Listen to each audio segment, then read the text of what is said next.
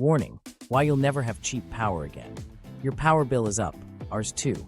The shock isn't the kilowatt hour, it's the tolls layered on top. In 2025, wholesale prices in many U.S. hubs hovered near $40 to $48 per megawatt hour, yet residential rates set fresh highs. The gap didn't happen by accident. Someone turned your monthly bill into a financial product, with guaranteed returns that keep flowing whether you use less or not. By minute 12, I'll show you the exact line item that locks in a long-dated return, storm bonds, system improvement riders, and a quiet pledge that makes it stick. If you don't see it now, you'll pay it for years. Here's the rub. Retail rates are climbing while wholesale prices still bounce through shoulder seasons. EIA expects residential prices to tick up again, even as some wholesale hubs remain subdued. Why? Because rates aren't simply about energy, they're about capital, regulation, and timing. Private equity is piling into regulated infrastructure. Blackstone agreed to buy TXNM Energy. KKR and CPP Investments moved to take a $10 billion stake in Sempra Infrastructure. They love one feature, the rate base that earns an allowed return. Meanwhile, utilities push mid-cycle riders, smart meters, grid modernization, storm recovery, to raise bills without a full rate case. Texas issued $3.52 billion in securitized bonds in 2023. Those charges sit on bills for a decade or more. You'll get a simple map, how money moves, where fees hide, and how to cut, bypass, or even co-own so you're not paying yields you never agreed to. The bill that became a bond, how your payment turned into yield. Stakes first. When your bill creeps up $5, $10, $20, it doesn't stay confined to your kitchen table. A renter eats it because the building passes through costs. A deli trims staff hours after a system improvement fee arrives. A fixed-income household turns off the AC on the hottest week because a storm rider won't expire until your kid finishes high school. This isn't just price, it's permanence. The line items that made it onto your invoice were designed to outlast the weather that supposedly caused them. Action. Pull an actual bill apart. The energy line is only one piece. You'll see a base rate, then riders, fuel adjustment, distribution improvement charge, grid modernization, storm recovery, even financing cost components. Each slice has a backstory. Under traditional cost of service regulation, capital expenditures, new poles, meters, substations, enter the rate base. That's the book of assets on which a regulator allows a return. Operating expenses, like trimming trees, don't earn returns. That bias tilts decisions. New steel beats old maintenance because new steel pays. Now watch how a smart meter rollout works in the ledger. The utility spends hundreds of millions on AMI hardware and software. Once those costs are adjudicated prudent, they enter rate base and start earning the allowed return. Mid-cycle riders accelerate cost recovery before the next full case, so the surcharge shows up fast. MIT Sloan summarized research showing utilities that deployed AMI saw revenue rise roughly 1% to 2% on average. The study didn't find a clear, immediate rise in average prices attributable to meters alone. But households rarely feel relief because riders and other fixed charges show up and stick. Meanwhile, something else is happening upstream. Investors target regulated infrastructure because of this math. Blackstone's TXNM deal, KKR and CPP's Sempra stake, a broader wave where large funds chase allowed cash flows. Rising interest costs. The response is to push more Capex, expand rate base, to protect spreads.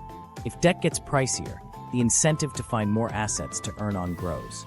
And you meet it in the system improvement line that wasn't there last quarter. Impact. The result is a ratchet. Fees rise quickly, fall slowly, and sometimes they don't fall. Securitization makes that explicit. After extreme events or volatile fuel costs, commissions can approve special purpose bonds, storm or rate relief bonds, paid back through a dedicated charge on your bill. In 2023, the Texas Natural Gas Securitization Finance Corporation issued about $3.52 billion so gas utilities could recover extraordinary costs. Similar structures finance storm repairs for electric utilities in states like Florida and the Carolinas. The bond buyers get investment-grade streams backed by your payments. The utility removes the risk from its balance sheet.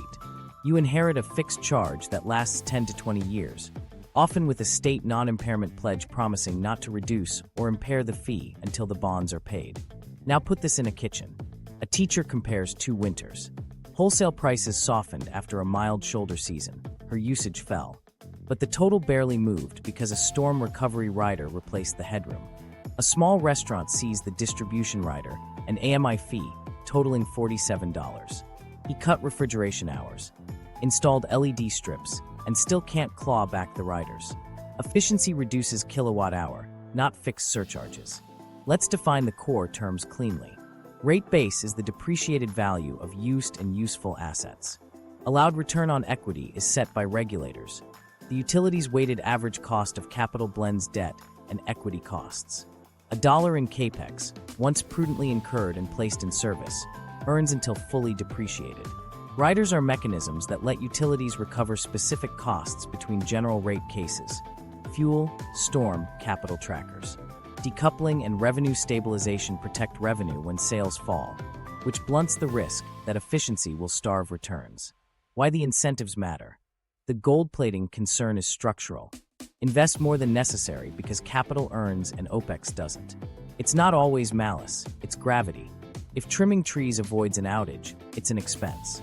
If replacing a feeder accomplishes the same, it's a capital asset. One earns, one passes through. Multiply that choice across a system, and you get a capital stack that grows faster than service quality, especially when maintenance was deferred for years. When storms hit deferred systems, the emergency Capex that follows becomes securitized, then permanent. There's a legal kicker. Securitization statutes usually include a state non-impairment pledge, promising bondholders the dedicated charge won't be reduced until bonds are paid. That means future commissions can't easily adjust the fee, even if wholesale prices collapse or usage craters. Your bill carries yesterday's shock forward in clean, inescapable lines. Micro-stories. A renter opens a bill. Usage flat, total up $18 from a modernization rider. She didn't get a new meter, her landlord did. She pays anyway. A dialysis clinic budgets around TOU peaks, only to discover a financing charge they can't shift with scheduling. Their response, shorter hours on Fridays, lands on patients.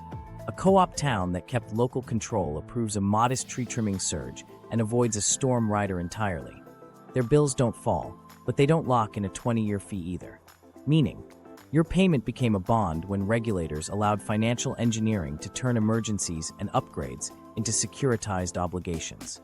Your payment became yield when the Capex bias ensured new assets would keep entering the base faster than old ones rolled off. And your household became the guarantor when decoupling and riders insulated cash flows from conservation. Until you can read those lines and trace them backward, you'll keep mistaking energy for the cost of capital. Who owns the switch? Private equity, yield costs, and debt layering. Stakes first.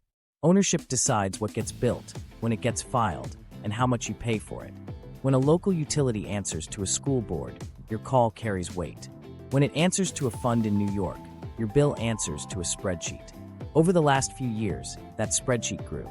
Blackstone agreed to acquire TXNM Energy, a regulated utility serving New Mexico and Texas. KKR and Canada Pension Plan Investment Board moved to take a 45% stake, about $10 billion, in Sempra infrastructure. These buyers love one feature, the rate base that earns an allowed return set by regulators. Action. Map the players. Investor-owned utilities sit at the core, still serving most customers. Around them, infrastructure funds, Blackstone, KKR, GIP, by utilities, stakes in holding companies, or carve-outs like LNG terminals and transmission affiliates. Yield cost package operating assets with contracted cash flows, solar, wind, pipelines, and funnel dividends upstream. Holding companies stack debt at different levels. OpCo debt secured by assets, HoldCo debt secured by equity, project debt tied to specific lines or plants. Each layer wants coverage. Each layer prefers Capex that enters the rate base or contracts that behave like one. Here's how the layering works. A fund acquires a utility parent with a mix of equity and holdco debt. The utility continues issuing OpCo bonds for poles, wires, and meters. Those costs recover through rates. If interest costs rise, the parent still protects returns by pushing more capital into rate base, expanding the earnings base. Add affiliate service agreements, IT, consulting, real estate, so the utility pays the parent for shared services, moving cash upstream as an operating line that customers ultimately fund. It's legal if priced at cost or with approved margins. It's also opaque. While that was happening, something else took shape. Data centers and industrial loads surged, and funds pitched grid modernization as a runway. Capex trackers and mid-cycle riders accelerated recovery. Smart meters, substation automation, voltage optimization, entering riders that bypass full rate cases. MIT Sloan summarized research indicating utilities deploying AMI saw revenues rise roughly 1 to 2% on average, with no clear immediate jump in prices attributable to meters alone. On earnings calls, executives spotlight constructive regulation and rate-based growth. Translation: regulators approve the Capex, the riders land on time. Now tie it to storms and securitization. When a freeze or hurricane hits, affiliates arrange special-purpose bonds. In 2023, the Texas Natural Gas Securitization Finance Corporation issued roughly $3.52 billion so gas utilities could recover extraordinary costs. Electric storm bonds in states like Florida and the Carolinas follow similar paths. A state entity sells bonds. Customers pay a dedicated fee for 10 to 20 years. Statutes often include non-impairment pledges to protect bondholders. The utility receives cash now, cleans up its balance sheet, and keeps investing. Bond investors get an investment-grade stream. You get a non-bypassable charge that outlives the headline. Impact: rising rates didn't slow deal flow, they shifted tactics. If debt is pricier, the solution is bigger, faster Capex to protect the spread. Allowed returns on an expanding base can still beat the weighted cost of capital. The pressure to find spend, new lines, undergrounding, AMI refreshes, intensifies. Maintenance lags because it's Opex. Replacement accelerates because it's Capex. Reliability improves on paper before it improves on your block. Microstory: a nurse in Albuquerque notices a grid modernization rider on her bill months after that buyout announcement. She uses less during a mild spring. The total barely moves. Across town, a small manufacturer sees a financing charge that wasn't there last year. He negotiates demand response, shifts processes to nights, shaves kilowatt hour, and watches the fixed fees stay still. What nobody said out loud: debt layering multiplies the claim on your payment. At the project level, bondholders expect steady recovery. At the utility, OpCo creditors expect coverage ratios. At the parent, holdco lenders expect distributions. Equity expects the allowed ROE. Every quarter, management must show growth in rate base or contracted assets to serve those layers. The cleanest fuel for all of it is a capital plan regulators deem prudent. Tactics to watch: sale-leasebacks, sell a substation or HQ to an affiliate, lease it back, convert equity to cash while ratepayers cover rent. Asset drop-downs: move a project into a yieldco and monetize at a higher multiple while preserving operational control. Affiliate O&M: shift crews into a services entity that bills the utility. Each move is a small sluice gate redirecting dollars up the stack. Each requires regulatory scrutiny that's often under-resourced. Meanwhile, wholesale dynamics won't save you. In shoulder months, EIA reported some of the lowest wholesale prices of the year, yet retail rates kept inching up because capital recovery and riders are time-based, not weather-based. Lawrence Berkeley National Laboratory found national nominal retail prices up about 23% since 2019, with real prices roughly flat, though some states rose faster. In those pockets, storm bonds, modernization trackers, and fuel pass-throughs outran wages. From their perspective, the model is prudent. Capital needs are massive: aging transformers, new load, interconnection backlogs. Investors bring money at scale. Securitization lowers financing costs versus corporate debt. Allowed returns attract patient capital. It pencils. From your perspective, the model is relentless. Expenses you can reduce, kilowatt hour, shrink. Obligations you can't, fixed riders, accumulate. The bill becomes less about electrons and more about agreements you never signed. So who owns the switch? The documents say a public utility commission holds the lever. The cash flows say otherwise. When ownership is engineered to harvest regulated returns, the switch is wired to capital. If you want it to click differently, you have to change the incentives, not the slogans. How Capex is rewarded, how Opex is valued, how riders sunset, and who audits affiliates. Otherwise, every new improvement will arrive with a fee that outlives the improvement itself. Rate Base 101. the legal math that makes your bill go up. To understand why your bill rises, even when you use less, we have to walk through the quiet ledger that decides what you pay. It isn't scandal, it's structure. And once you see the math, every rider on your bill reads like a page number in the same book. Start with the test year. A utility files a rate case using a representative period, historic, projected, or hybrid, to show its costs and expected sales. That snapshot becomes the scaffold for the revenue requirement, the total dollars the utility must collect to cover prudent costs and earn a fair return. If storms, fuel swings, or interest rates shifted since the last case, the test year translates those shifts into new targets. Everything else hangs from it. Next comes rate base, the depreciated value of used and useful assets, lines, substations, meters, communications, transformers, approved by the Commission. That number is the stage. Then regulators set the capital structure, shares of debt and equity, along with the cost of debt and the allowed return on equity. Blend those and you get the weighted average cost of capital, WACC. Multiply WACC by rate base, and you've priced the utility's return before adding operating expenses, depreciation, taxes, and fuel. Now plug in the rest. Operating costs, payroll, vegetation management, IT insurance, plus depreciation, taxes, and purchased power or fuel. Add them to the return on rate base, and you have the revenue requirement. Divide by expected sales to get rates. If sales fall faster than costs, the math forces rates up unless decoupling or a true-up mechanism smooths the gap. Here's the bend that changes behavior. Capital expenditures, substations, feeders, AMI. Enter rate base and earn the allowed return until they're depreciated. Operating expenses, tree trimming, relays tuning, don't. That Capex bias tips choices. If targeted pruning can avoid outages at low cost, it's Opex. If replacing a feeder achieves the same outcome, it's Capex that earns. Both can improve reliability. Only one grows earnings. Multiply that choice across a system, and you get more steel in the ground than performance on your block. Commissions try to counterbalance. Prudence reviews ask, was the project reasonable at the time? Used and useful tests screen assets, actually serving customers. But utilities know the map better than the referees. Information asymmetry. So timing plant in service, selecting test years, and staging projects can tilt outcomes inside the lines. Decoupling steps in where it's adopted. Instead of tying revenue to sales, decoupling trues up to an approved revenue target. Sell less because weather is mild or customers conserve. Rates adjust to recover the difference. It's good for efficiency and load management. It also means lower kilowatt hour doesn't guarantee lower bills.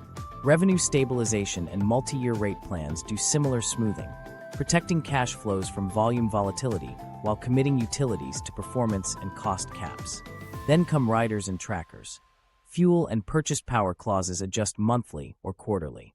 Environmental and grid modernization riders recover specific investments between full rate cases. Storm recovery riders sweep extraordinary restoration into bills quickly, often replaced later by long-dated securitization charges. Each shortens the lag that once forced utilities to wait for full cases. Each shows up as a fixed fee or per kWh adder you can't dodge with a smart thermostat. Interest rates matter here too. When borrowing costs rise, the utility's WACC rises. Allowed ROE may lag adjustments, but growing rate base can maintain earnings. That's why capital plans, undergrounding, AMI refreshes, substation automation arrive in waves. The math rewards place in service, dates that start earnings clocks. The risk is performance drift. Rate base grows faster than outage minutes fall. There's also a quieter lever in depreciation schedules. Accelerated depreciation pulls cash forward, raising near-term revenue requirement and lowering future burdens. Slower schedules do the opposite. Commissions weigh intergenerational equity, today's affordability versus tomorrow's, while utilities propose blends that support capital plans without sticker shock. Affiliate transactions layer complexity.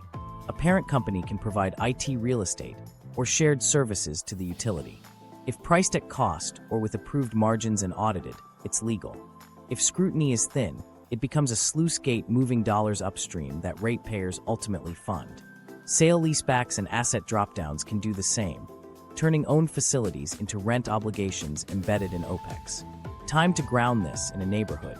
A muni files a modest case. Limited plant additions, a multi-year plan with performance targets, no trackers. Rates inch up. Outage minutes fall because vegetation cycles were funded, and the board ties bonuses to local reliability. A nearby investor-owned utility files with a larger test year, a modernization tracker, and decoupling.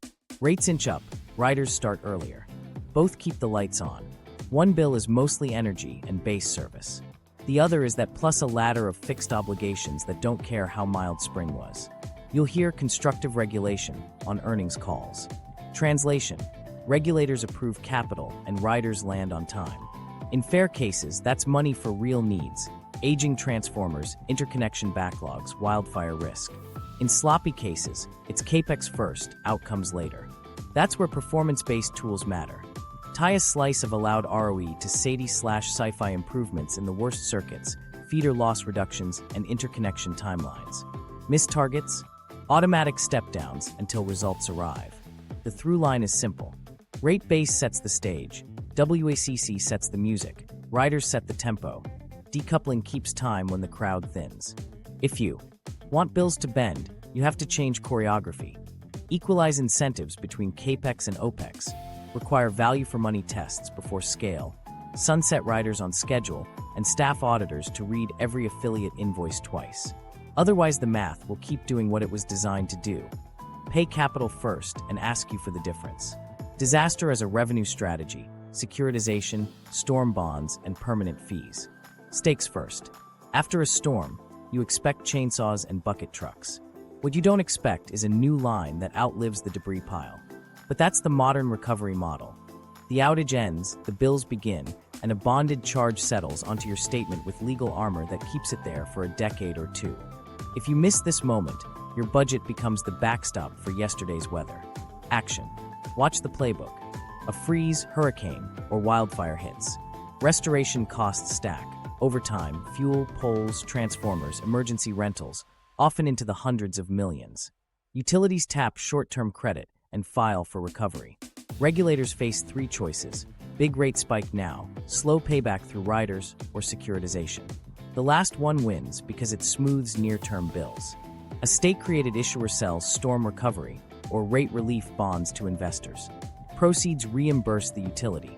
Customers pay a dedicated, non-bypassable charge, true-up adjusted, until the bonds are retired. The Texas example is plain. In 2023, the Texas Natural Gas Securitization Finance Corporation issued about $3.52 billion so gas utilities could recover extraordinary costs. Electric storm bonds in places like Florida and the Carolinas follow similar structures. A key feature appears in almost every statute: a state non-impairment pledge promising bondholders that the dedicated charge won't be reduced or impaired until the debt is paid. In practice, that means future commissions can't easily dial the fee down even if wholesale prices fall or sales crater. The fee outlasts the event. Meanwhile, billing systems flip quickly. You'll see storm cost recovery, extraordinary fuel charge, or restructuring bond charge below taxes and riders. It might start small, then TrueUPS tweak the amount annually to keep amortization on schedule. You can shift laundry to off-peak. You can't dodge a fixed securitization line. Impact. Securitization lowers carrying costs compared with utility corporate debt and avoids rate shock. That's the math regulators cite, and they're right. But the math isn't the whole ledger. A one-time emergency becomes a long-lived obligation with a legal shield, and as states normalize securitization, it becomes the default tool. Storm after storm, fuel spike after fuel spike, stacking long-dated charges that overlap. Resilience becomes a carousel of fees. There's a behavioral shift too. If restoration can be financed at lower rates via a separate entity and repaid with a protected charge, the company's downside shrinks. That doesn't make anyone root for storms. It does nudge choices. Tree trimming is Opex. It doesn't earn. Replacing feeders after they fail is Capex. It can earn and later be securitized. Over time, that tilt shows up on your street. Hardware arrives after failure, not pruning before it. Microstories. A diner owner loses a walk-in during a week-long outage. Insurance covers some food, not regulars who drifted. Months later, a storm recovery fee adds $14.63 to each bill. He pays it through 3 slow winters. Across town, A home health aide buys a portable battery to keep a CPAP running during rolling blackouts. The rider lands on time. At a dialysis clinic, the new financing charge can't be shifted with scheduling. Friday hours shrink to make payroll. Investors see the other side, a clean, investment-grade stream backed by statutory pledges and true UPS. Yield uncorrelated to the business cycle. Securitization desks model win tracks like insurers. If event frequency rises, supply of paper rises with it. The risk they avoid, regulatory cutbacks, falls onto households via the non-impairment language. Guardrails matter. Prudence reviews should be hard and early, before bonds price, not after. Otherwise, deferred maintenance can slip in under the urgency banner. Tie a slice of allowed ROE to future reliability metrics in impacted zones. Feeder-level SADI/sci-fi and vegetation cycle compliance, so prevention isn't an afterthought. Cap rider stacking. Consolidate overlapping charges with hard sunsets. Publish the amortization table, the statutory pledge, and the true-up formula in plain English. Parallel action. Some public power and co-ops choose tougher roads. Internal loans, temporary surcharges with short sunsets, executive bonus cuts, and accelerated vegetation cycles. Bills can rise faster at first and fall cleanly later. The point isn't ideology, it's incentives. When the fee's legal armor guarantees repayment, vigilance must move upstream to what gets swept into the bond and what conditions. Attach. Meanwhile, wholesale prices won't bail you out. Shoulder season wholesale can soften even as securitization lines stand firm. Those charges are time-based, not weather-based. You can conserve, you can't erase amortization. The legal kicker returns here. Non-impairment means even well-intended political promises. Will lower bills after prices fall. Hit a wall if the reduction would undermine bond repayment. That's why the bill can feel unresponsive to good news. Yesterday's emergency still owns a lane on your statement. What to watch in filings. Scope creep, costs beyond immediate restoration. Affiliate payments, services billed by a sister company at generous margins. Performance conditions, are they measurable, with automatic ROE step-downs if missed?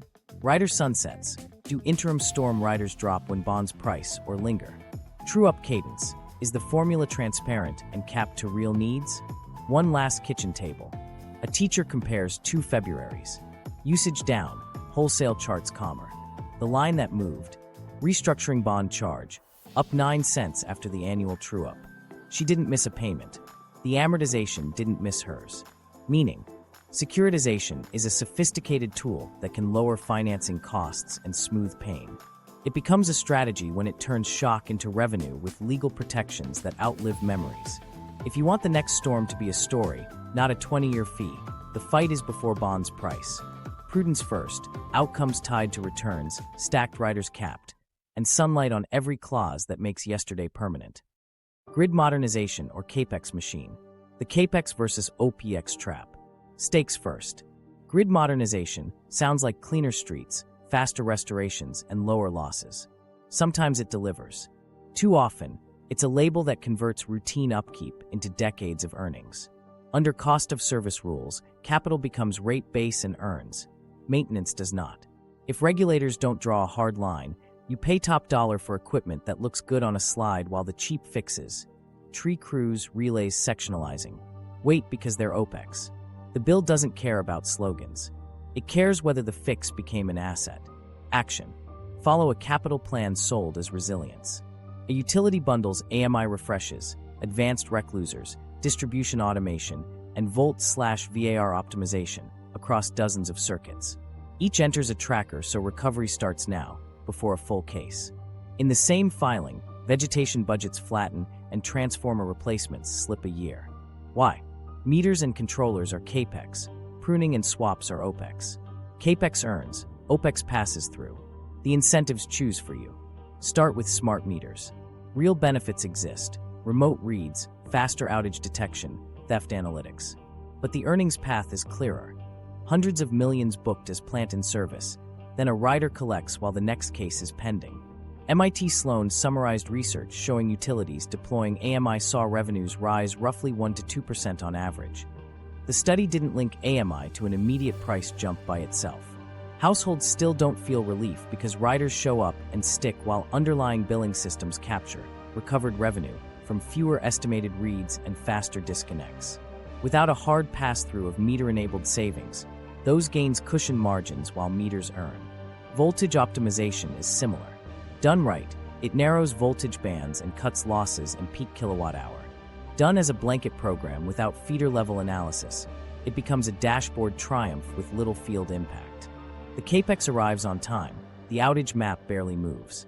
Value for money testing is the difference. Prove measured loss reductions and customer voltage compliance on pilots before scaling. Otherwise, you bought equipment because it earns, not because it performs. Now utility-owned EV fast charging. Public charging is needed, private networks are scaling. When utilities propose rate-basing their own stations, the risk is simple. Ratepayers backstop utilization.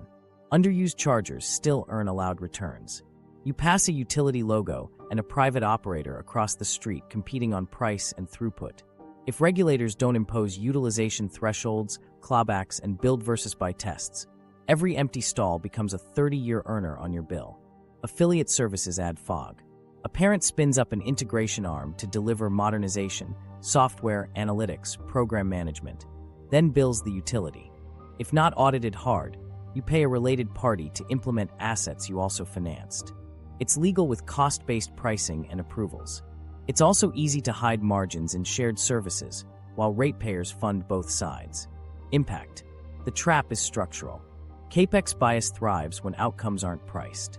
Undergrounding at $3 to $10 million a mile can be right for wildfire corridors or dense urban cores. Elsewhere, targeted pruning, recluser settings, and sectionalizing deliver more reliability per dollar.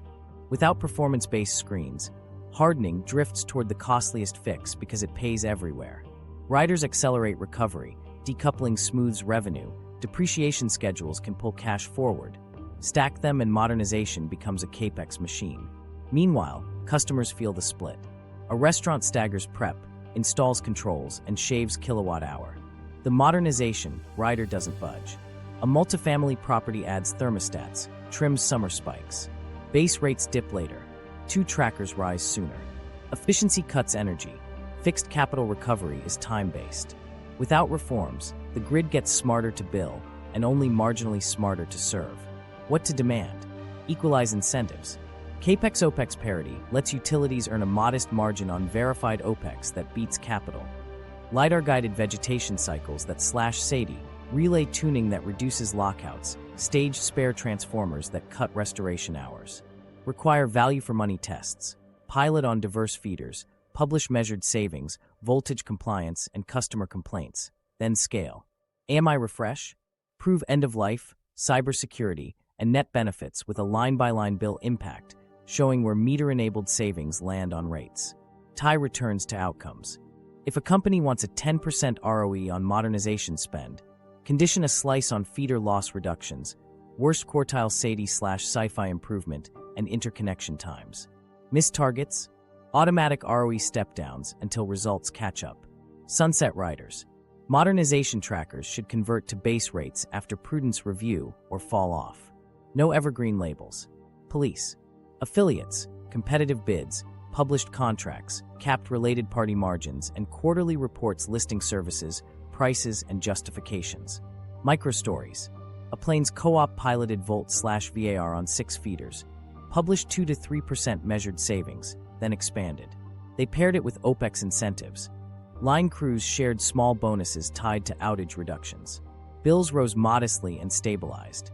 A large IOU replaced AMI before first-gen meters were fully depreciated, promised engagement, and filed a new tracker.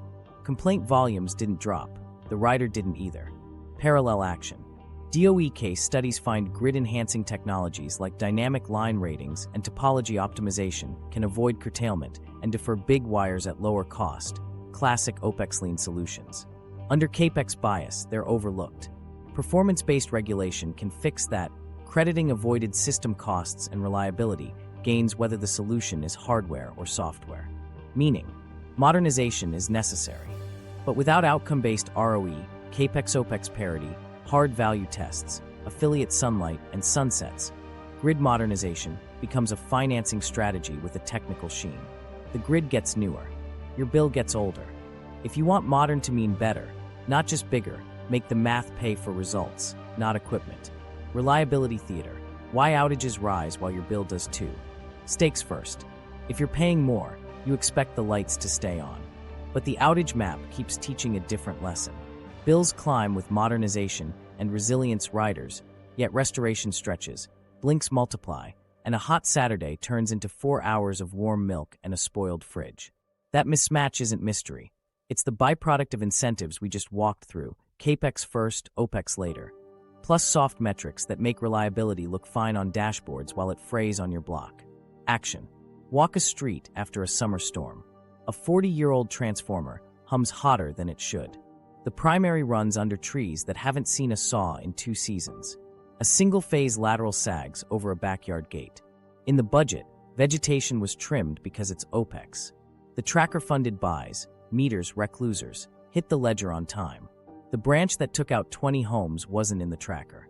Inside the control room, Sadie/sci-fi glow green because the worst days are excluded as major events, and momentaries count less than sustained interruptions. Roll averages smooth misery. A single urban feeder's improvement masks rural laterals that fail every other heat wave. Meanwhile, procurement timelines stretch.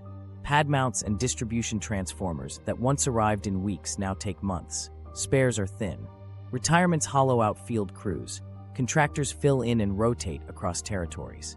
Under Capex bias, scarce labor concentrates on projects that enter rate base. The dull work, vegetation cycles, relay settings, sectionalizing plans, wait. When heat domes arrive, voltage optimization helps on modeled feeders and leaves neighbors blinking. Reliability becomes a compliance schedule, not a promise. Microstories.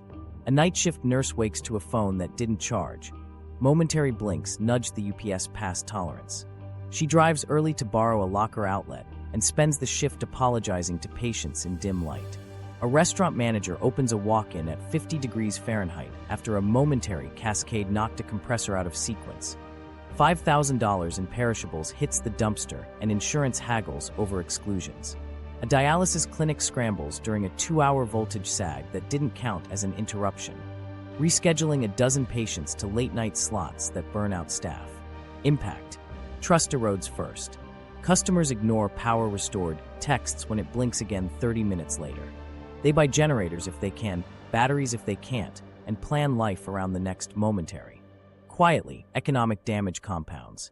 A bakery trims hours after sags ruin dough proofs. A home health aide loses pay each time a planned maintenance window overruns. Downtown lease rates start reflecting the tenant's new cost of buying their own uptime. In pockets, Sadie bends the right way. In too many others, the bill's new resilience line doesn't match what people feel at the panel. Why the theater persists. The metric set was built for yesterday's system. Excluding major events protects trend analysis, but can hide deteriorating everyday experience. Rolling system averages let a few strong districts paper over weak ones. And penalties for missing targets are often small compared with returns on new plant. Miss a Sadie target, pay a settlement that's a rounding error next to $1 billion Capex program.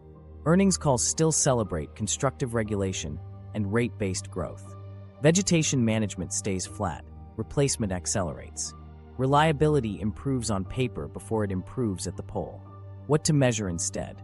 Publish feeder-level Sadie/sci-fi, momentary counts, and voltage excursion minutes, not just top-line averages with exclusions. Track worst quartile circuits and commit to dates. Stage spares locally and report time to restore by outage size. Put thermal loading and conductor age on a map so boards can't pretend the weak spots are surprises. If interconnection backlogs are shifting load, reflect that in recluser settings and show the change. Tie money to outcomes. Condition a slice of allowed ROE on performance where people live. Worst quartile feeders must improve on a published schedule or ROE steps down automatically until they do. Equalize incentives so verified Opex that prevents outages, LiDAR-guided vegetation cycles, relay tuning that reduces lockouts, sectionalizing that cuts restoration, earns a modest margin like Capex. Require value-for-money tests for hardening. Underground where wildfire risk or density demands, prune and sectionalize where it doesn't. Sunset resilience, riders, or convert them to base only after prudence review tied to measurable Sadie/sci-fi and voltage results. Police the fog. When affiliates sell modernization services, mandate competitive bids, publish contracts, cap related party margins, and audit field performance, not just invoice checklists. If sale-leasebacks turn owned yards into rent obligations, disclose the lease math and justify why ratepayers should fund higher lifetime costs for financial engineering that doesn't change reliability. Parallel action. Co-ops and munis have shown a different cadence. Double tree budgets for a cycle, tune reclusers circuit by circuit, stage spares, and publish a map of worst performers with fixed dates. Bills can rise faster at first and fall cleanly later. Investor-owned utilities can do it too, if regulators tie returns to those outcomes and fund the referees to read every feeder plan and affiliate bill. Meaning, reliability theater fades when the script changes. Measure what customers feel, pay for prevention that works, and cut the applause lines that hide drift. If a resilience charge lands, it should buy quiet nights, not dashboards. Until then, you're paying for performance on paper while the wind still has your street's number. Fuel, congestion, and the basis game. Why cheap gas doesn't mean cheap power. We've been staring at the wrong chart. You see a pretty wholesale curve, gas soft in shoulder months, day-ahead power clearing cheap, and expect relief. Then the bill barely budges. The missing link lives in 3 places the kitchen table never sees. Who sets the marginal hour, where the wire is full, and how capacity and hedges carry yesterday into today. Cheap fuel is a letter that gets lost between hubs and homes. Start at the stack. In many hours, natural gas sets the marginal price. When gas drops, wholesale power often follows. In early 2025, the IEA pegged U.S. wholesale averages around the high $40s per megawatt hour, up from an unusually low 2024, but still cheap in shoulder seasons. EIA's retail outlook still had residential prices ticking higher about 2%. That disconnect isn't a conspiracy, it's transmission and time. Wholesale is a snapshot at nodes. Retail is a blend of past commitments layered with fixed charges. Congestion is the first toll. Prices are locational because wires are finite. When a corridor jams, the node on your side decouples from the cheap hub. That spread is basis. Generators behind a constraint clear low. Buyers past the pinch pay more. Financial transmission rights, FTRs, and congestion revenue rights exist to hedge those spreads. To a trading desk or a generator, they're risk tools or profit. To a household, they're invisible cost that rides inside supply charges or a utility's purchased power clause. If a key interface loads up every hot afternoon, your node's premium becomes a habit. Parallel action. Capacity markets add a second layer. In regions that pay for reliability, plants earn a separate capacity payment for being available years ahead. Those dollars aren't weather-based, they're calendar-based and baked into retail. So you can live through a mild spring with low energy prices while paying a steady capacity line set by an auction 2 summers ago. Even in non-capacity regions, bilateral resource adequacy and reserves translate into fixed costs that don't swing with today's gas chart. Then there's hedging and contracts. Utilities buy forward blocks, bilateral deals, index strips, so they aren't whipsawed by every day-ahead spike. That's prudent. Regulators prefer stability. But it means spot dips don't waterfall to retail in real time. Fuel clauses true up with lags. Gains and losses roll through on schedules. A shoulder season gas dip might trim a deferred balance that built during a winter spike. Customers experience flat instead of down. Congestion's microstory makes it plain. A grocery in a load pocket sees afternoon bills surge while a CCGT 20 miles away clears low. He calls the supplier. They point to a constraint and a basis adder. He staggers refrigeration. The line stays full. Across town, a homeowner on a wholesale pass-through tariff celebrates cheap nights, then watches 4 hot days erase the win as nodal prices jump. The next month, the standard rate looks boring, and better. Transmission scarcity turns into rent when new lines lag permits and planning. Interconnection queues are backlogged. Regional builds take years. In the interim, congestion rents accrue. Some utilities hold FTRs, capturing a slice back. Most customers meet it as a higher supply component that doesn't care what Henry Hub did last week. Grid-enhancing technologies, dynamic line ratings, topology optimization can relieve pockets cheaper than steel, but under Capex bias they're overlooked unless performance credits make Opex earn. Wholesale won't save you from retail timing either. EIA highlighted how retail rate reviews and pre-approved riders delay or dull market moves. If your supplier hedged winter at $60 per megawatt hour and spring clears $30, your tariff might just finish paying off the winter before reflecting spring. In places with decoupling, energy reductions true up revenue to target. The lower kilowatt-hour price is offset by a rate adjustment. The kitchen table calls it same, even when charts say down. Fuel cost pass-throughs cut both ways. In 2022 to 2023, when gas spiked, retail rose. When gas fell, retail flattened as deferred balances cleared. Resource economists point out that states with higher gas dependence saw larger retail increases in that window. The mirror image on the way down is slower declines. Stack fixed riders, storm bonds, modernization trackers on top, and the fuel share of the bill becomes the only flexible piece. Lower fuel helps. The staircase of fixed charges holds the floor. Micro-stories to land it. A school district locked a supply strip last fall. A mild spring arrives. Energy looks steady because the strip was prudently priced. The capacity tag set last July still lifts bills. A small manufacturer negotiates a block and index deal. They win on nights, then lose half the advantage to a congestion surcharge after an outage constrains the tie. A landlord switches common areas to a wholesale indexed plan. Tenants still complain because the system improvement, rider grew, fuel down, fixed up. So what bends this? Build and operate wires to the map we actually live on. Transparent interconnection data and deadlines so projects that relieve congestion move. Value grid-enhancing tech so Opex can earn when it avoids curtailment or defers steel. Make supplier disclosures honest. Show capacity tag, basis adders, hedge structure, and true-up timing on one page. On the retail side, align rate design with reality. Time-varying rates where it helps, but with guardrails so households aren't ambushed by nodal spikes they can't see. Meaning, cheap gas isn't a lie.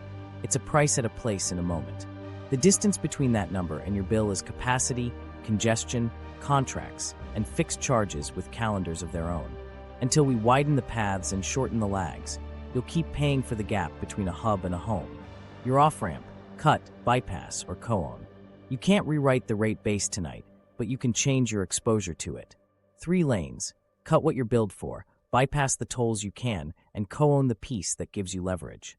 Start simple, move fast, and let savings fund the next step. Cut is boring and bankable. First, get your data. Pull 12 months of bills.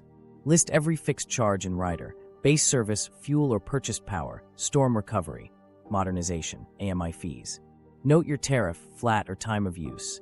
And if you're a small business, whether you have a demand component, make a one-page sheet that becomes your scoreboard. Match behavior to your tariff. If you're on TOU, shift heavy loads to the cheapest windows. Pre-cool 1 hour before peak, float set points during peak, and resume after. Run dishwashers, laundry, and EV charging in off-peak or super off-peak. Install smart strips on TVs, gaming consoles, and office gear. Phantom loads add up when rates climb. For heat pump water heaters, use schedule modes and heat the tank off-peak. For standard tanks, a $20 timer moves most of the draw. Small business? Tame the 15-minute peak. Stagger compressor and oven starts with $150 plug-in sequencers. Add soft starters to big motors so inrush doesn't spike your capacity tag. A deli that moves slicer prep 10 minutes later and pre-chills the walk-in overnight can drop a demand tier without customers noticing. In clinics and small schools, sequence rooftop units 5 minutes apart. Add CO2-based demand-controlled ventilation so fans run only when needed. Enroll the free money. Utility thermostat programs often pay $50 to $100 upfront and deliver summer credits. Demand response aggregators can pay 4 to 5 figures annually for small commercial curtailments. If you qualify, get medical baseline or low income. Discounts, annoying forms, real savings. Set calendar reminders for every true-up window so credits don't disappear. Audit errors and anomalies. Compare meter photos to build kilowatt hour. If a storm recovery or fuel factor looks off, file a dispute with photos and your 12-month sheet. Ask for a meter test if usage spiked without a plausible cause. Billing systems are large, mistakes happen. Now bypass. Community solar is the easiest off-ramp for renters and homeowners with shaded roofs. You subscribe to a share in a local array. Bill credits offset your supply line while you keep the utility for delivery. Discounts run 5 to 15% depending on state rules. Consolidation means the credit appears on the same bill that carries riders. Get on a wait list now. Projects fill quickly. Own a roof. Run the math with batteries, not slogans. Solar alone knocks down kilowatt hour and some supply charges. It won't touch non-bypassable fees. Add storage and you unlock TOU arbitrage.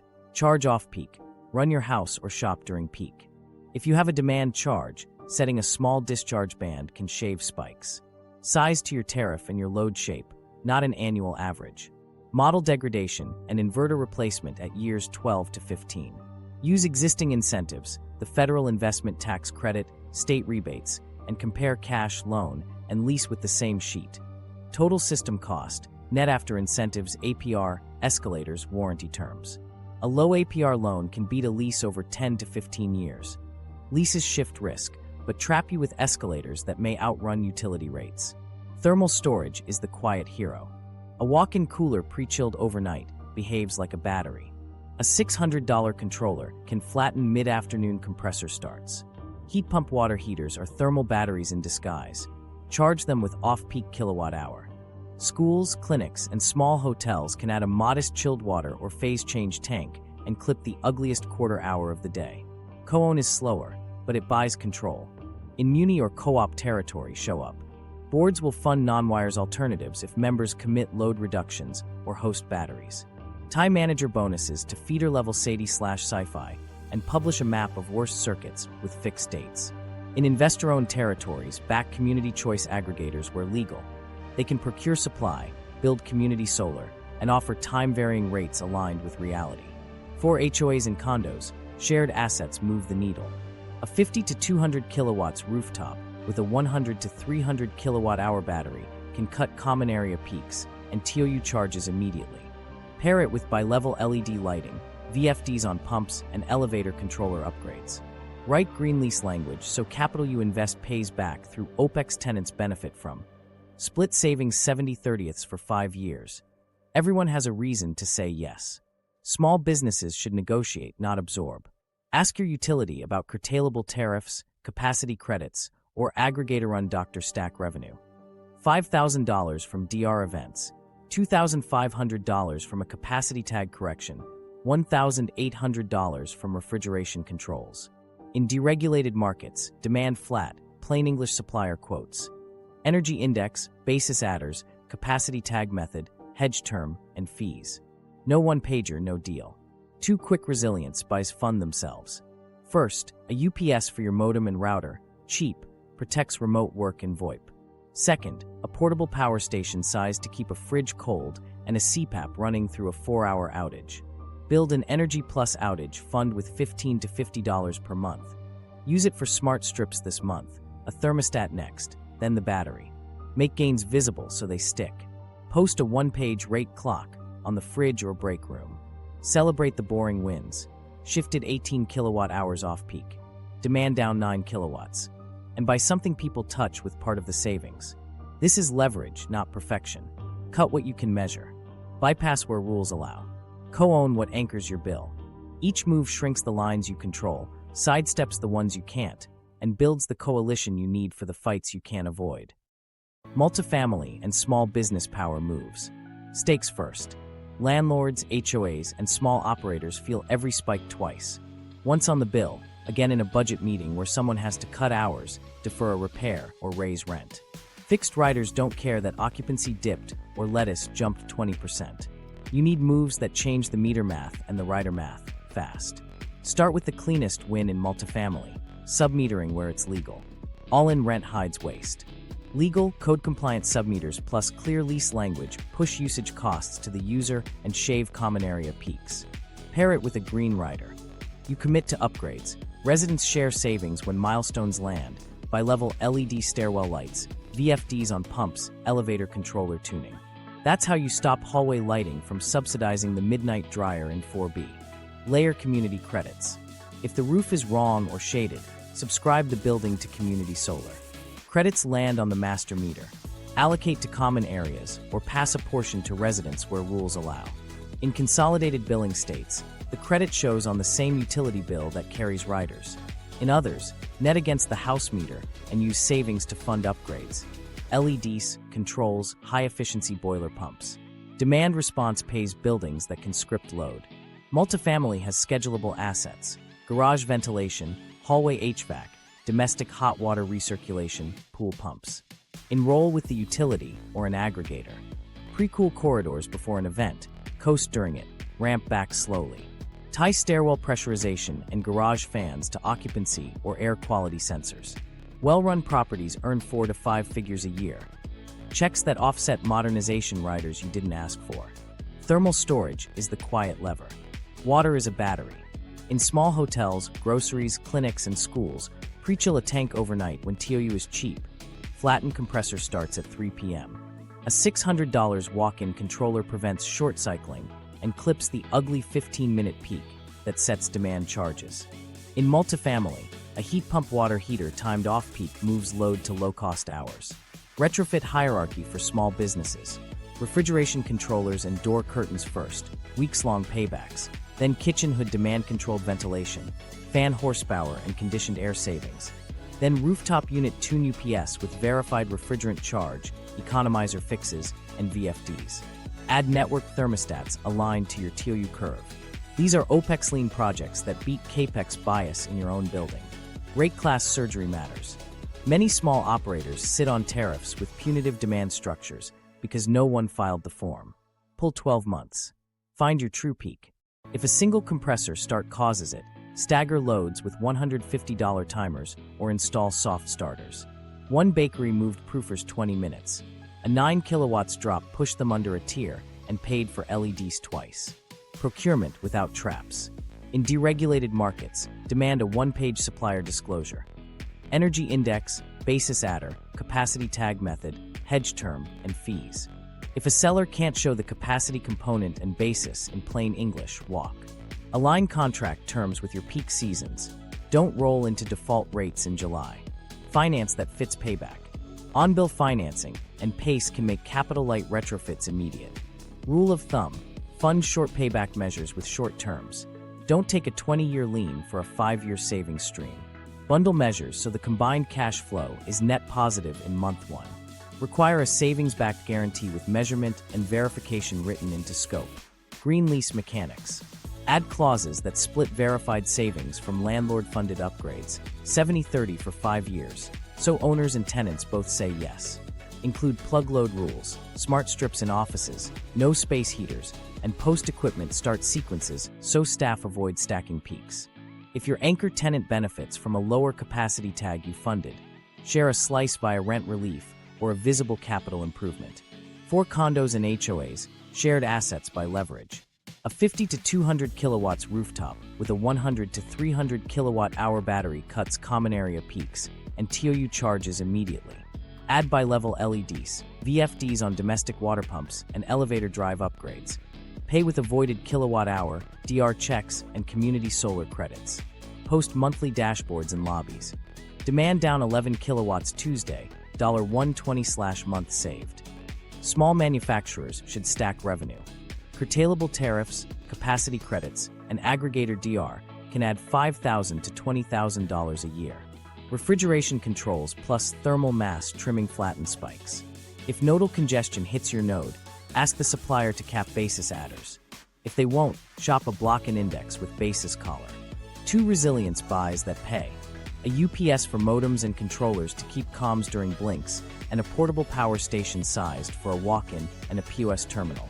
Fund them with a dedicated Energy Plus outage account, $25, $50 monthly. So one sag doesn't erase a week's profit. Make it visible or it fades. Tape a one-page rate clock in the break room. Celebrate boring wins. Shifted 18 kilowatt hours off peak. Trim 9 kilowatts. And buy a staff snack with part of the savings. Behavior follows feedback. This isn't theory. A 60-unit HOA installed submeters, enrolled garage fans in DR, and swapped stairwell lights to bi-level LEDs. Common area bills dropped 28%. DR checks funded the elevator drive. A neighborhood clinic added a 120-gallon storage tank and shifted sterilizers to midday. Their demand charge fell 2 tiers. A strip center grocer added door curtains and smart defrost. Spoilage and peaks both dropped. Cut then co-own. You can't delete riders, but you can shrink what they multiply and build cash flow that offsets the lines that don't blink. That's leverage you can use at the commission table later. Civic levers that actually bite. Rules decide returns. If you want your bill to stop behaving like a bond, you have to change the rules that turn every project into an earning asset and every disaster into a fee. This isn't a speech, it's a checklist that fits on paper and shows up on bills. Start with value for money tests in plain English. Before a utility can rate-base grid modernization, require a published analysis comparing the capital option to Opex and non-wires alternatives at the feeder level. The test has to include measured outage reduction, feeder loss cuts, interconnection speed, life cycle cost, and a customer bill impact table. Pilots first, scale later, with public data. No test, no tracker. Tie allowed ROE to outcomes that matter. If a utility wants 10% on modernization, put 2 points at risk for the worst quartile circuits. Feeder level SAIDI/SCI-Fi, voltage excursion minutes, and interconnection timelines must improve on a schedule. Missed targets? Automatic ROE step-downs until the metrics recover. No hearings about intent, just math. Cap riders and set sunsets. Stack limits keep fees from becoming sediment. Any capital tracker must convert to base rates after prudence review or drop off. Storm riders must sunset when securitization takes over. If a renewal is justified, it files again with performance proof. Post a rider calendar on the Commission's site so households can see what expires when. Equalize incentives for Opex that beats Capex. Create shared savings accounts that let utilities earn a modest margin on verified Opex that delivers better reliability or lower cost than equipment. LiDAR-guided vegetation cycles, relay tuning that reduces lockouts, staged spares that cut restoration hours.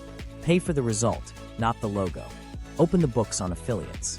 Mandate competitive bidding and public contracts for related party services. Cap affiliate margins. File a quarterly affiliate report listing services, prices, and justifications. Give consumer advocates intervener funding to hire accountants who read every invoice twice. Information asymmetry is a business model. Staff the other side. Set fuel and securitization guardrails before the storm. Fuel pass-through TRUPS should mirror down as fast as they rise. For bonds, require prudence audits of restoration spending before issuance, a plain English amortization schedule online, and statutory language that allows consolidating charges and reducing them if future savings materialize. Pledge what you must, overpledge nothing. Clean up interconnection. Post project queues with study dates and reasons for delays. Impose firm timelines with penalties paid into a customer fund when clocks run out.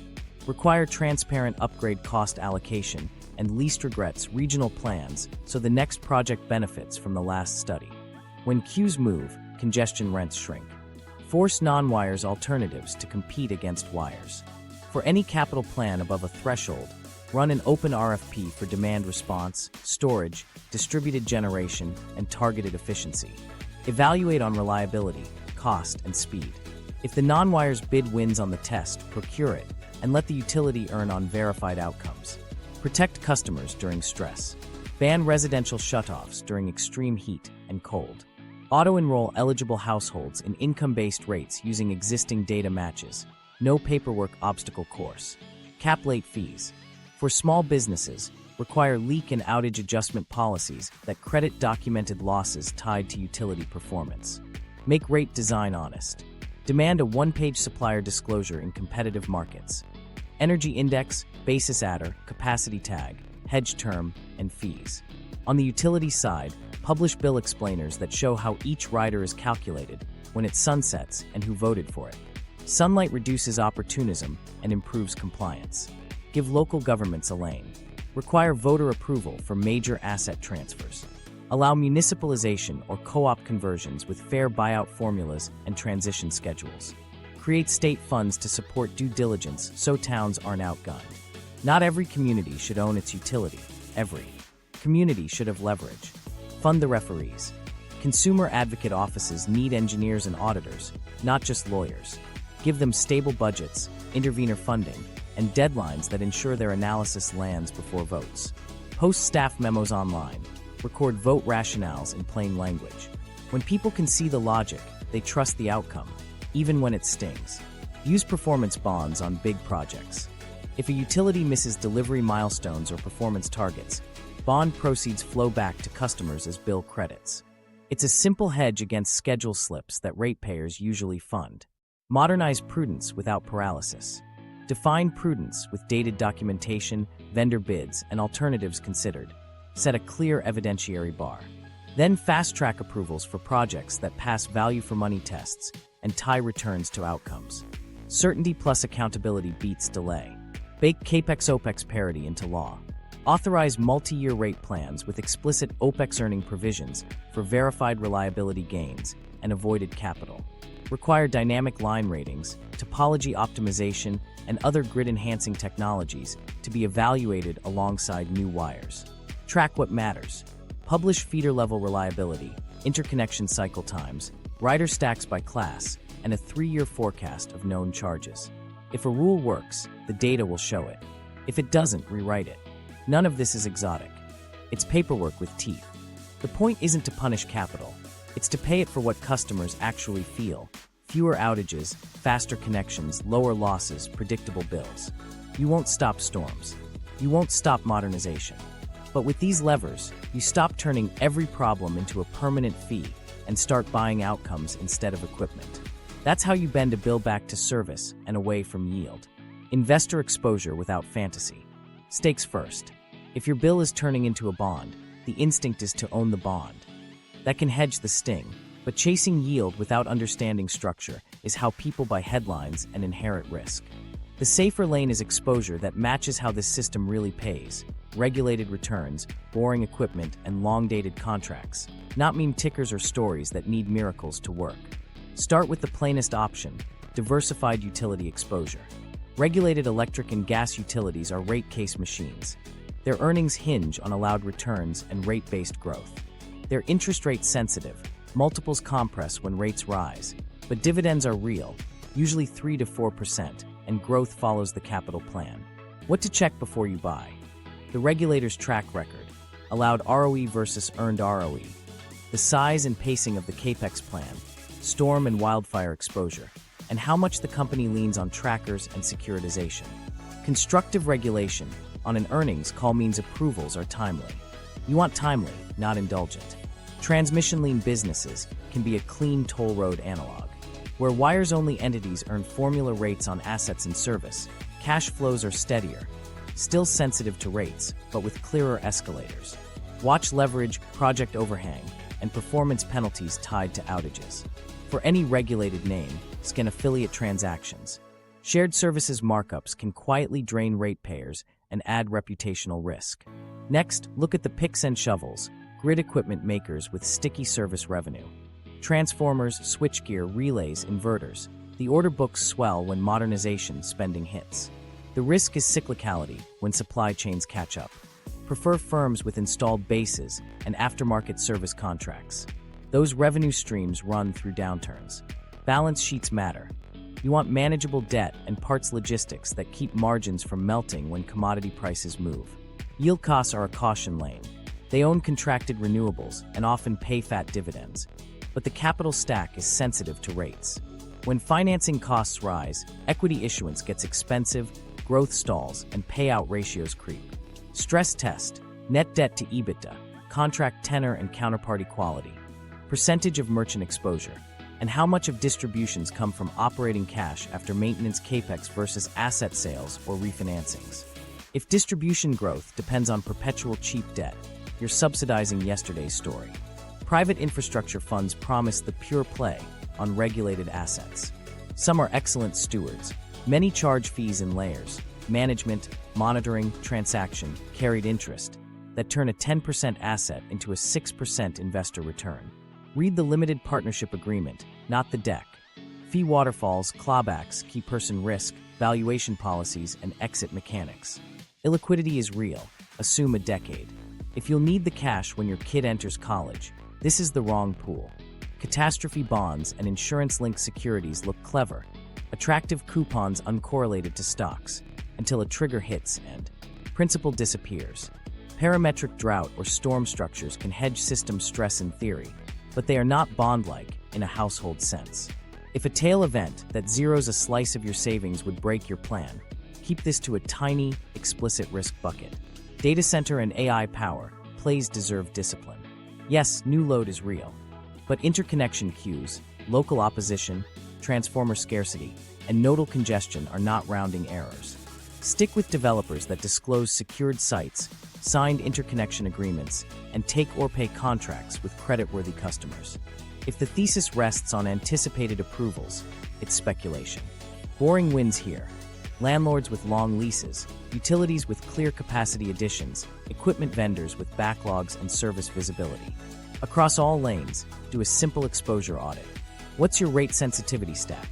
Utilities, yield costs, and private infrastructure all lean on the same macro lever.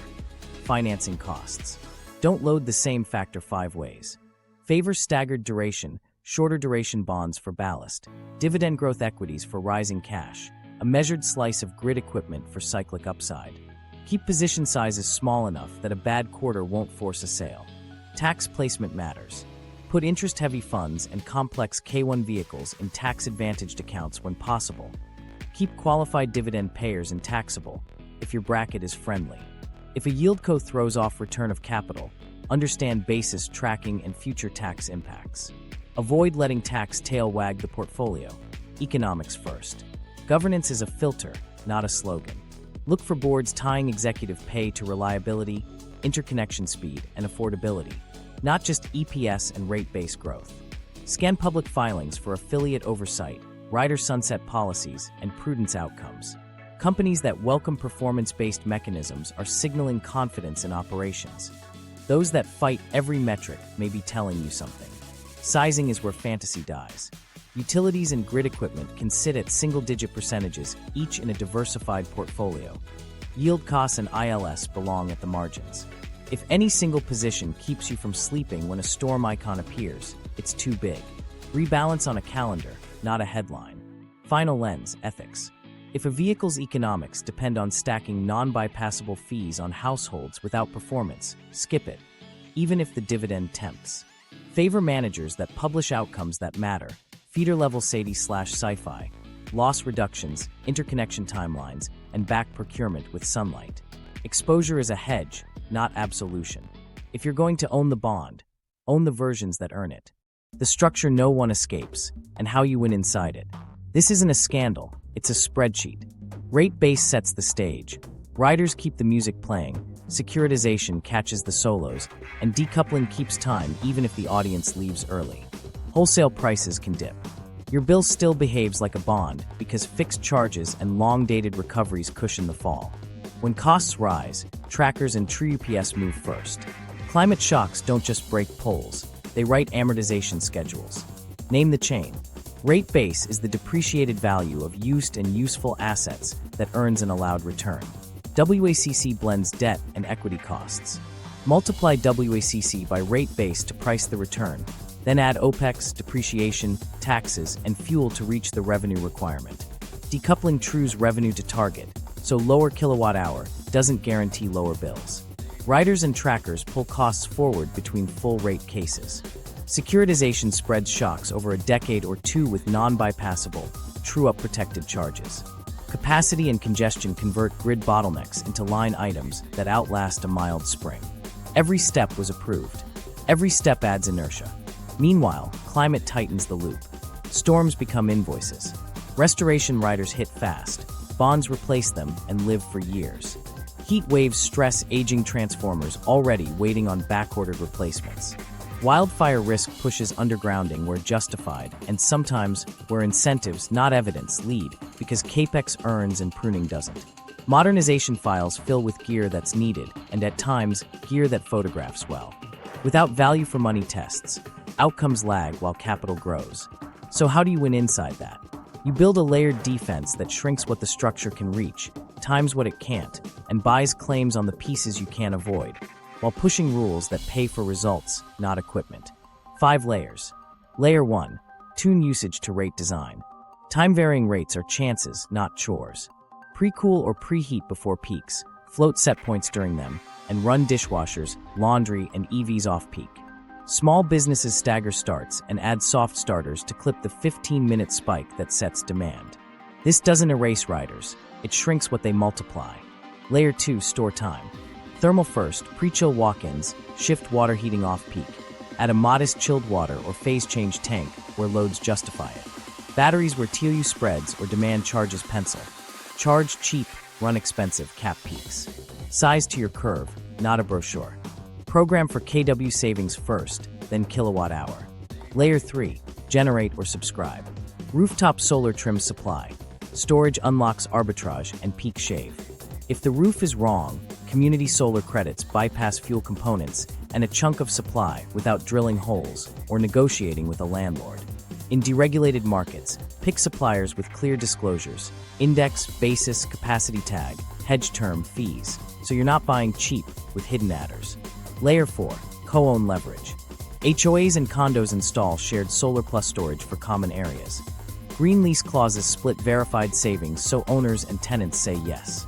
Co-ops and Munis Time Manager pay to feeder-level SADI/Sci-Fi and publish worst circuit maps with fixed dates.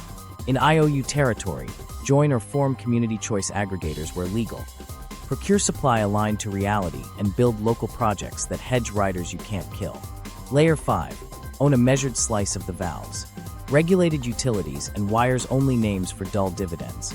Grid equipment makers with sticky service revenue for the spend cycle. Avoid vehicles that only work when non-bypassable fees stack on families.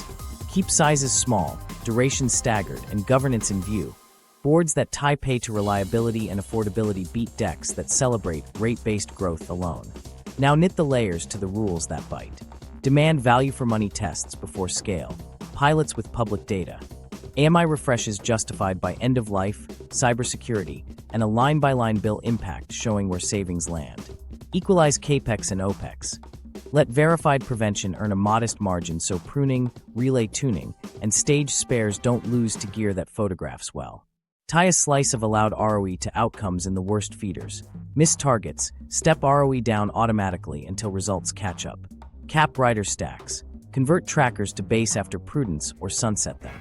Shine light on affiliates, competitive bids, published contracts, capped margins, quarterly reports. Set securitization guardrails before storms.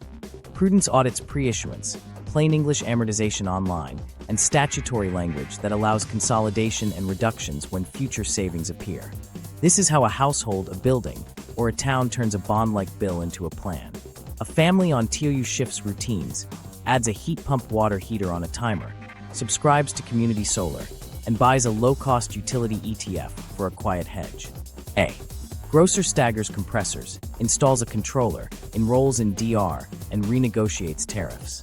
An HOA submeters, enrolls garage fans in DR, installs bi-level LEDs, and builds a 120 kilowatts array with a 200 kilowatt-hour battery to clip common area peaks, funded by avoided kilowatt-hour and credits. Each layer cuts the lines you control and funds the fight over the ones you can't. You'll still meet the structure. Rate base will grow, riders will try to live forever, bonds will arrive after the next storm. But layered households feel spikes as drizzles. Layered buildings turn trackers into budgetable lines offset by new revenue. Layered towns change filings 6 months before the press release. One last truth. The system responds to persistence. One prudence audit with teeth changes 5 dockets. One pilot with published results reshapes a state's modernization plan. One affiliate sunlight rule saves millions quietly. Change the choreography. Pay for outcomes, not equipment, so the spreadsheet keeps the lights on and stops treating your kitchen like a coupon book. 7-day action plan. Shrink the bill, build resilience, raise your floor. Day 1. Pull your last 12 months of bills and make one page that lists every fixed charge and rider, base service, fuel or purchased power, storm recovery modernization AMI, plus your tariff type, flat or TOU. And if commercial, your build demand. Snap a photo of your meter register today and save it with the sheet. Check for anomalies. Unexplained usage spikes, duplicate riders, or true UPS that don't match notices. If something's off, file an online dispute now. The clock starts today, not when you finally call. Day 2. Set schedules to your tariff. Homes on TOU. Pre-cool or preheat 1 hour before peak. Float set points during peak. And run dishwasher, laundry, and EV charging off-peak. Add smart strips to TVs, consoles, and office gear. Kill phantom loads before they multiply at peak rates. Heat pump water heater? Shift the tank to off-peak. Standard tank? Install a $20 plug-in timer. Small business. Walk your panel and label breakers for compressors, ovens, rooftop units. Write a 2-minute open/close SOP, so staff never stack starts. Stagger big loads by 5 minutes. You're hunting the 15-minute spike. Day 3. Enroll for credits you can earn. Join your utility's smart thermostat program. Many pay $50 to $100 and add summer bill credits. If you're commercial, talk to an aggregator about demand response for HVAC, refrigeration, or process loads. 4 to 5 figures a year is common. If you qualify, register for medical baseline or low-income discounts. Painful forms, real savings. In community solar states, get on a wait list now. Consolidated billing means credits land on the same bill that carries riders. Day 4. Kill cheap waste. Swap the 5 highest hours bulbs for DLC-listed LEDs. Clean fridge coils and rooftop unit filters. A 5-degree improvement hides in dust. Set refrigerator and freezer temps correctly. Stop overcooling by habit. Install door curtains on walk-ins and a $600 controller to prevent short cycling. Fast paybacks that also flatten demand. Add smart power strips where screens live. In shops and offices, fix economizers and verify rooftop unit charge. Bad settings burn cash daily. Day 5. Tackle your 15-minute peak. Homes rarely see build demand, but battery-backed pre-cooling and heat pump water heater scheduling trim expensive minutes. Small business. Add soft starters to big motors, sequence rooftop units, and pre-chill walk-ins overnight so compressors don't stack at 3 p.m. A clinic can add a 120-gallon thermal tank to flatten sterilizer runs. A bakery can move proofers 20 minutes and shave 9 kilowatts, often the difference between tiers. Measure results immediately with your meter interval portal. Confirm your new peak dropped. Day 6. Price solar plus storage or subscribe instead. Get 3 fixed bids from NABCEP installers with identical scope pages. System size, annual production, all-in price, incentives, APR if financed, escalators, and warranties. Model savings against your tariffs tier you windows, not annual averages. Batteries pencil where spreads are real or demand charges bite. Program for KW first, then kilowatt hour. If your roof is shaded or you rent, subscribe to Community Solar. Insist on a clear percentage discount and no balloon clauses. In deregulated markets, demand a 1-page supplier disclosure. Energy index, basis adders, capacity tag method, hedge term, and fees. No disclosure, no deal. Day 7. Fund resilience and lock routines. Set an autopay of $25 to $50 to a labeled Energy Plus outage account. Week 1. Buy a UPS for your modem and router so blinks don't kill work or VoIP. Month 2. A portable power station sized to keep a fridge cold and a CPAP running through a 4-hour outage. Add 2 heavy-duty extension cords and labeled tags for fridge, modem, essentials.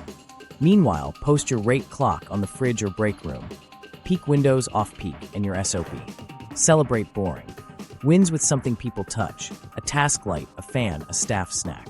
Thread 2 upgrades across the week if you can. First, a smart thermostat. Rebates often make it nearly free, and TOU automation pays every day. Second, sub-meter high mystery loads. A shop's compressor circuit, a home office strip, or a server closet. One $60 plug-in meter can reveal stealth kilowatt hour that disappear with one setting change. If you're an HOA or small commercial, enroll garage fans or hallway HVAC in demand response and set by level LED stairwell lighting. Use the checks to fund your next control. Make it visible or it fades. Tape your 1-page bill sheet and a tiny scoreboard. Shifted 18 kilowatt hours off peak. Demand down 11 kilowatts. $1.42 saved this month. Tie 1 small reward to the first 3 marks. Behavior follows feedback. Feedback follows a wall you can see. Keep receipts. Store meter photos and monthly bills in a shared folder. If a rider spikes or a true-up overshoots, you'll have dates, kilowatt hour, and charges ready. When your commission opens a docket on a modernization tracker, attach your scoreboard and ask for a value for money test and a rider sunset. 1 comment with receipts beats 10 rants. This plan won't delete riders. It will shrink what they multiply, buy quiet during blinks, and build cash for the bigger moves. In a week, you'll have schedules, sign UPS, quick fixes, a peak cut, a path to solar or a subscription, and a small battery. In a month, you'll have proof. In a quarter, you'll have leverage. Change incentives, not slogans. Pay for outcomes, not equipment. Subscribe now.